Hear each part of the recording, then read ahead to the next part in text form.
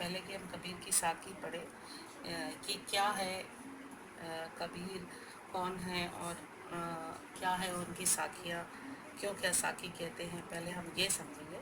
तो कबीर के बारे में ये है कि कबीर हिंदी भक्ति काव्य की निर्गुण काव्यधारा में इनका प्रमुख स्थान है। निर्गुण काव्यधारा का मतलब ये होता है कि ये निराकार ईश्वर की भक्ति में विश्वास करते थे। निराकार ईश्वर यानी जैसे मूर्ति पूजा वगैरह के विरोधी थे। तो मैंने आपको कई बार बताया है ये चीज़ कि वो कहते थे कि वाहन पूजे हरि मिले तो मैं पूजूं हार, याते तो जाकी भली पीस खाए संसार। यानी यदि पत्थर को पूजने से, यानी मूर्ति पूजा करते हैं हम लोग, तो उसके लिए वो चोट करते हुए कहते थे कि यदि पत्थर को पूजने से भगवान ईश्वर मिल जाएंगे तो इससे अच्छा है कि मैं पहाड़ पूजूं क्योंकि वो बड़ा पत्थर है ना। याते तो चाकी भली, इससे तो अच्छा है कि वो चक्की अच्छी है जिसपे गेहूँ या चावल पीसकर सारा संसार अपना भूख मिटाता है। तो इस तरह से उनकी जो ज्ञान की बातें थी उसमें वो निराकार ईश्वर को ही प्रमुखता दी से अपने जीवन में स्थान दिया। इनके जन्म के बारे में ये कहा जाता है कि ये वाराणसी में सन 1398 1398 ईस्वी में एक विधवा के यहाँ इनका जन्म हुआ। और इनका विवाह लोई नामक एक युवती से हुआ था।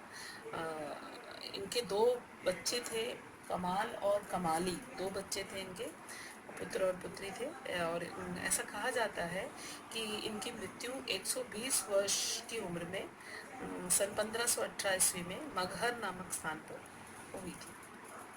तो ये इनका सामान्य परिचय है। और ये आप जानते हैं कि कबीर दास निरक्षर थे। कागद मसी छुओ नहीं, ऐसा उन्होंने अपने दोहे में एक जगह लिखा भी है। लेकिन ईश्वर प्रेम के ढाई आखर सीख कर वे पंडित हो गए थे। यानी ईश्वर के प्रति, जीव मात्र के प्रति स्नेह और सम्मान की बात वो हमेशा कहते थे। तो उन्होंने ये कहा कि पोथी पढ़ पढ़ जग मुआ, गया न मन का फेर, कर का मन का डर नहीं, ढाई अक्षर प्रेम का पढ़े नहीं, पोथी पढ़ पढ़ जग मुआ भया न पंडित भया न कोय, सॉरी, पोथी पढ़ पढ़ जग मुआ पंडित भया न कोय, ढाई अक्षर प्रेम के पढ़े सो पंडित हो। यानी वो कहते हैं कि पोथी ग्रंथ पढ़ पढ़ के आदमी परेशान हो गया, मूर्ख हो गया, भले ही पंडित कोई नहीं बन सका। सिर्फ ढाई अक्षर प्रेम वाला जो ढाई अक्षर है, यानी कि प्रेम की भावना बात पढ़ लीजिए, दूसरे प्राणी मात्र से स्नेह और प्रेम करना जो सीख गया तो वो क्षण में ही पंडित बन सकता है। तो ये इनकी फिलॉसफी ये थी। बड़े क्रांतिकारी कवि थे और इनकी कविताएं साहित्यिक चेतना से परिपूर्ण थी। अपार अनुभव और ज्ञान भंडार था इनमें ये दोहा, चौपाई आदि का प्रयोग उन्होंने अपने कविताओं के लिए किया है। उनकी भाषा जो थी वो राजस्थानी, पंजाबी मिश्रित हिंदी दिखाई पड़ती है। इसलिए इनकी भाषा साहित्यिक भाषा सदुकड़ी भाषा कहलाती है। यानी साधुओं की भाषा जो हर जगह भटकते थे और जहाँ जाते थे वहीं के हो जाते थे। तो राजस्थान गए तो वहाँ की बोली मिक्स हो गई, पंजाब गए तो वहाँ की बोली मिक्स हो गई, इस तरह से हिंदी भी थी। तो सब मिलाकर एक सदुकड़ी भाषा इनकी रचनाओं की दिखती है। और इनकी प्रमुख रचना की बात यदि हम कहें तो कबीर ग्रंथावली इनकी प्रमुख रूप से जानी जाने वाली इनकी कविता है। बीजक भी इनकी कविता ग्रंथ में आता है, काव्य ग्रंथ में। और इनकी कुछ रचनाएं गुरु ग्रंथ साहब में भी संकलित हैं। साखी और सबद रामायणी के नाम से इनकी जो रचनाएं हैं चर्चित हैं। ये इनके बारे में विशेष रूप से इनकी पहचान थी। और ये जो है ज्ञान की बात अपने साखियों के माध्यम से बताते थे। अब साखी क्या है ये कैसे समझे? दोहा तो हमने सुना है, चौपाई हमने सुनी है। दोहा क्या है? मात्रिक छंद है। चौपाई भी क्या है? मात्रिक। अब ये मात्रिक छंद क्या है? छंद क्या है? सबसे पहले हम ये समझे छंद क्या है। छंद यानी जो गेय रचना, गा में एक ही मात्रा और या, गेय यानी गाने योग्य, जो गाया जा सकता हो, उन रचनाओं को हम छंद कहते हैं, है ना। और ये छंद के ही भेद हैं दोहा और चौपाई, है ना, इनके प्रकार हैं। है ना। ये मात्रिक मात्राओं के द्वारा इनको पहचाना जाता है। जितनी मात्रा इनके लिए कही गई है उतनी मात्रा की हो तो वो दोहा है, और चौपाई के लिए जितनी मात्रा कही गई हो तो वो चौपाई है। अब इसको पहचानते कैसे हैं कि दोहा जो होता है, अब देख जो अब जैसे कि ये है दोहा जो होता है 13 और 11 मात्राओं की मात्राएं होती है। पहले चरण में 13, तीसरे चरण में 13, दूसरे चरण में 11, चौथे चरण में 11, और चौपाई के चार पंक्तियां होती हैं, हर पंक्ति में 16 मात्राएं होती हैं। तो ये डिफ्रेंशिएट करता है मात्राओं के द्वारा, इसलिए इन्हें मात्रिक छंद कहा जाता है। ठीक है। और जो वार्णिक छंद होता है, दो प्रकार के छंद होते हैं, मात्रिक और वार्णिक। छंद किसे कहते हैं? जो गाया जा सकता हो, और उसके दो भेद है, मात्रिक और वार्णिक। मात्राओं के जब मात्राओं से गिनती होती है, पहचाना जाता है, वो मात्रिक छंद। वर्णों के माध्यम से जो गिना जाता है या समझा जाता है, वो वार्णिक छंद। ठीक है। ये दो है। वैसे तो आपके कोर्स में ये सिर्फ ये है अलंकार है, ये नहीं है दोहा और ये सब। लेकिन ये एक आप कुछ चीज़ पढ़ रहे हो तो उसके बारे में आपको जानकारी होनी चाहिए। सिंपली ऊपर ऊपर से पढ़ने का अधूरा ज्ञान जो है नुकसानदायक होता है। तो आपको ये संपूर्ण पता होना चाहिए कि क्या है। तो दोहे के बारे में मैंने बताया, वार्णिक छंद है, सॉरी मात्रिक छंद है, और चौपाई भी मात्रिक छंद। अब मात्रा कैसे गिनते हैं, ये भी मैंने आपको कक्षा के अंतर्गत जब मैंने आपकी क्लास ली थी उस समय मैंने आपको बताया था कि कैसे मात्रिक होता है, कैसे गिनते हैं। अब चलिए, जैसे कि ये आप देखिए, यहाँ पे मान सरोवर सुभर जल हंसा केली करही मुक्ता पर। देखिए, मान सरोवर सुभर जल यहाँ तक पहला पद, हंसा केली करही यहाँ दूसरा पद, मुक्ता फल मुक्ता चुगय तीसरा पद, अब उड़ी अनत न चाहिए चौथा। ठीक है।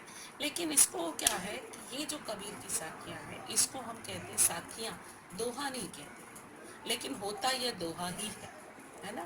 क्यों दोहा होता है? साखी साखी क्यों कहते हैं? क्योंकि ये घुमक्कड़ साधु टाइप के व्यक्ति थे। कौन? कबीरदास जी, है ना। और ये जो घूम घूम कर इन्होंने जो अनुभव जीवन के लिए, उसी अनुभव को इन्होंने कविता बनाकर हमारे सामने प्रस्तुत किया, गीत बनाकर, शब्द बनाकर हमारे सामने प्रस्तुत किया है। तो साक्ष्य है, जो प्रत्यक्ष सामने जो दिखाई दिया उसको लिखा, उसको साक्षी, वो साक्षी टूटकर साक्षी बन गया। यही है साखी। होता वह दोनों जैसा ही है। जैसे अब इनका ये साखी है, लेकिन इस साखी को यदि हम काउंट करें, अब देखिए मैंने 4 चरण आपको बता दिए, है ना। पहला, दूसरा, तीसरा, चौथा। ठीक है। अब दोहे में क्या होता है, पहले में 13 और तीसरे में 13 मात्रा, और दूसरे और चौथे में 11 मात्रा। अब इसको काउंट करते हैं, जो जिसके साथ मात्रा होती है, जैसे माँ के आगे एक मात्रा है तो ये 2 गिनेंगे। ठीक है। और ये सिंगल अकेला है तो 1, तो इसको करते जाते हैं अपन। जैसे ये 2, ये 1, ये 1, ये 2, ये 1, ये 1, ये छोटी मात्रा 1 गिनी जाती है। फिर ये सिंगल 1, फिर 1, फिर 1, 1, है ना। इसमें देखिए मात्रा है, इसलिए क्या है, ये मात्रा होने की वजह से हा के ऊपर बिंदी है ना, तो ये 2, फिर ये 2, फिर ये, इसमें भी मात्रा है बड़ी वाली तो 2, ये छोटी मात्रा है इसलिए 1, फिर सिंगल अक्षर है 1, इसमें मात्रा है 2, ये छोटी मात्रा है 1। ठीक है। इससे आपको समझ में आ जाएगा। देखिए, अब इसको अपन काउंट करते हैं। जैसे कि मैंने कहा कि जो वो होता है, क्या कहते हैं, पहली और तीसरी, जो पहला पद है और ये तीसरा पद है ना, पहला, दूसरा, तीसरा, चौथा, 4 पद है। पहले और दोहा किसको कहते हैं? पहले और तीसरे में 13 मात्रा, दूसरे और चौथे में 11 मात्रा। अब इसको काउंट करें, 2 और 1 3, 4, 5, 6, 7, 8, 9, 10, 11, 12, 13। देखिए यहाँ तक ये जो है 13 मात्रा। ठीक है। अब इसको गिनते हैं, 2 2 4, 4 2 6 और 1 7, 8 9 10 11। देख रहे हैं, ये 11 मात्रा, ये 11 मात्रा और ये 13 मात्रा। इसको अब इसके नीचे भी जाएंगे तो सेम है। ये मैंने आपको समझाने के लिए बता दिया। मेरे ख्याल से आपको समझ में बात आ गई होगी कि कैसे, क्या है दोहा और क्या है, कैसे उसको गिनते हैं। ठीक है। ठीक है। तो ये है साखी, लेकिन इसको साखी कहा गया है, इसलिए कहा गया है क्योंकि ये साधु टाइप के व्यक्ति थे, साधु थे, और ये घुमक्कड़ थे, एक स्थान से दूसरे स्थान, एक जगह नहीं ठहरते थे, एक स्थान से दूसरे स्थान जाते थे। और जो प्रमाण प्रत्यक्ष उनको दिखाई, जीवन ने अनुभव जो दिए प्रत्यक्ष, उसी को उन्होंने लिख दिया, लिखवा दिया। वो खुद नहीं लिखते थे, उनके शिष्य लिखते थे।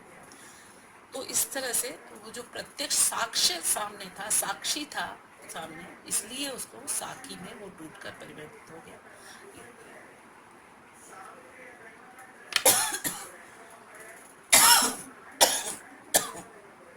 ठीक है, सॉरी। तो ये कबीर की साखियाँ, यहाँ तक तो बात समझ में आ गई। कबीर कैसे थे, क्या थे, और कबीर का जीवन परिचय मैंने आपको बता दिया, और साखी क्यों कहा जाता है, और दोहे में और इसमें क्या समानता है, और ये कौन छंद कौन सा है, ये सारी चीज़ें मात्राओं के हिसाब से मैंने आपको ये बता दिया। अब क्या है हमारे सामने, मानसरोवर सुभर जल। पहली जो साखी है, मानसरोवर सुभर जल। देखिए, मानसरोवर सुभर जल हंसा केली कर रहे, है ना, हंस मुक्ता फल मुक्ता चुगे, अब उड़ी अनंत न जाए। ये जो है, इसको हमको समझना है। अब इसके लिए मैंने, देखिए, शब्दार्थ आपको, अब इस स्क्रीन पर आप देख रहे होंगे कि मैंने, देखिए, शब्दार्थ लिखा है, दिख रहा है आपको? हाँ। शब्दार्थ में देखिए, मान सरोवर, मन रूपी सरोवर, सुभर जल, अच्छे से भरा जल, हंसा, हंस, केली, क्रीड़ा, करही, कर रहे, मुक्ता फल, मोती। ये जो है, एक्चुअली मुक्ता जो है आधा का के साथ लिखते हैं, लेकिन जो कबीर का लिखा हुआ है वो का मुक्ता लिखा हुआ है ना। तो यहाँ मैंने उसको एज इट इज लिखा नहीं, मुक्ता करके सही लिखा है। मुक्ता फल मोती, मुक्ता मुक्ता फल मोती, मुक्ता यानी स्वतंत्र। देखिए, दो अर्थों में वो आ रहा है, मुक्ता फल मोती, मुक्ता यानी मुक्त वातावरण, स्वतंत्र, चुगे चुगना, अनथ अन्यत्र कहीं और, ना नहीं जाए जाएंगे। ये टोटल मैंने पूरा इस पद, इसमें जितने शब्द हैं सबका मैंने इसमें अर्थ आपको बता दिया। अब हम समझे इसको कैसे, कि क्या कह रहे हैं कवि, कि कवि कहते हैं कि मन रूपी सरोवर में विचार रूपी जल भरा हुआ, मान सरोवर सुभर जल, मन रूपी सरोवर में विचार सुभर जल, है ना, सुभर अच्छे से जल। जल क्या है, अब मन में कैसे जल रहेगा, जल यानी विचार, है ना। तो हृदय में, मन में क्या होता है, विचार होती है, भावनाएं होती है। तो मन रूपी सरोवर में विचार रूपी जल अच्छे से भरा हुआ है। हंसा केली करही, जिसमें जिसमें हंस रूपी प्राणी, हंस रूपी प्राणी यानी कि जैसे मेरा मन है और मैं उसमें क्रीड़ा कर रही हूँ, तो मैं प्राणी, मैं उसमें क्रीड़ा, यानी जिसका मन है वही प्राणी उसमें हंस के रूप में क्रीड़ा कर रहा है, खेल रहा है ना। मुक्ता फल मुक्ता चुगे, अब क्या है, जिसमें क्रीड़ा कर रहा है, इसमें क्या है, स्वतंत्र विचरण करके भक्ति रूपी, अब उस अपने हृदय में, हृदय रूपी सरोवर में जिसमें कि विचार रूपी जल भरा हुआ है, उसमें मुक्त वो विचरण कर रहा है, मुक्त यानी स्वतंत्र विचरण कर रहा है, और भक्ति रूपी, ईश्वर की भक्ति रूपी मोती, मुक्ता फल मुक्ता चुगे, मुक्ता फल मोती मुक्त स्वतंत्र होकर चुग रहा है, यानी भक्ति रूपी मोती चुग रहा है, अब उड़ी अनंत न जाए। और इसलिए चूंकि वो मोती उसको प्राप्त हो गया है, इसलिए अब वह उड़कर अनंत यानी अन्यत्र नहीं जाएगा। क्या आपको समझ में आया होगा? फिर से सुनिए, मान सरोवर सुभर जल, मन रूपी सरोवर में विचार रूपी जल अच्छे से भरा हुआ है, जहाँ पर प्राणी रूपी हंस केली यानी क्रीड़ा कर रहे हैं, है ना, उसके कर रहा है। उसके बाद वहां पर वो क्या कर रहा है, भक्ति रूपी मोती मुक्त वातावरण में चुग रहा है, और इसलिए चूंकि उसको वहां मोती मिल चुका है, अब वह उड़कर कहीं और नहीं जाएगा। मेरे ख्याल से ये आपको समझ में आ गया होगा। ठीक है, अब इसको हम लिखते हैं। ठीक है, तो इसको आप लोग लिखेंगे। पहले तो आप ये शब्दार्थ संकेत करके इसको लिख लेंगे, किसको, साकी को, और उसके बाद शब्दार्थ लिखेंगे। उसके बाद हम ये जो है देखिए प्रसंग, आप लोगों को दिख रहा होगा प्रसंग, ठीक है। तो अब इसमें देखिए प्रसंग ऐसे लिखना है, प्रस्तुत पद्यांश में कवि ने मन को सरोवर और ईश्वर की भक्ति को मोती कहा है, ठीक है। फिर व्याख्या, प्रस्तुत पद्यांश में कवि कहते हैं कि मन रूपी सरोवर में विचार रूपी जल भरा हुआ है, जिसमें हंस रूपी प्राणी क्रीड़ा कर रहा है। जिसमें हंस रूपी प्राणी क्रीड़ा कर रहा है, वह इसमें से स्वतंत्र विचरण कर भक्ति रूपी मोती चुग रहा। किसमें स्वतंत्र विचरण कर रहा है? वो विचार रूपी सरोवर में, अपने मन के विचार रूपी सरोवर में स्वतंत्र विचरण कर रहा है और भक्ति रूपी मोती चुग रहा है। तो क्या लिखेंगे? वह इसमें से स्वतंत्र विचरण कर भक्ति रूपी मोती चुग रहा है, इसलिए अब यहाँ से उड़कर कहीं और नहीं जाएगा। इसमें विशेष जो है विचरण कर रहा है, मैं आपको विशेष दिखाती हूँ। ये देखिए,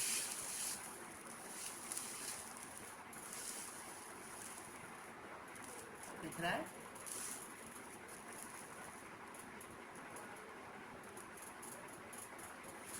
अब दिख रहा होगा ना? तो भक्ति रूपी मोती चुग रहा है, इसलिए अब यहाँ से उड़कर कहीं और नहीं जाएगा, ठीक है। विशेष में मुक्ता फल मुक्ता चुगे में दो बार मुक्ता फल आया है। दोनों बार अर्थ अलग अलग है। एक मुक्ता फल का अर्थ होता है मोती, दूसरे मुक्ता का अर्थ होता है मुक्त होकर। तो यमक अलंकार, केली करही में अनुप्रास अलंकार, यही दो विशेष आपको इसमें विशेष में दो ही विशेषता इसमें दिख रही है। तो मुझे लगता है कि यहाँ तक आपको बात समझ में आ गई होगी। इसको आप अगर क्लियर नहीं होता है तो फिर आगे अपन देखेंगे कि आपको कैसे समझ में, इसमें और कैसे समझा सकते हैं।